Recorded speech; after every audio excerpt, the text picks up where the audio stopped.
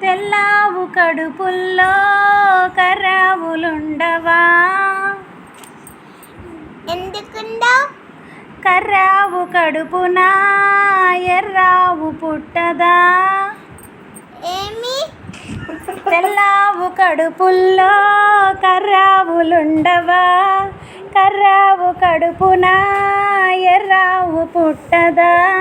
Gopayya ఆడున్నా Gopemma ఈడున్నా గోధూలి కుంకుమై Gopemma కంటదా?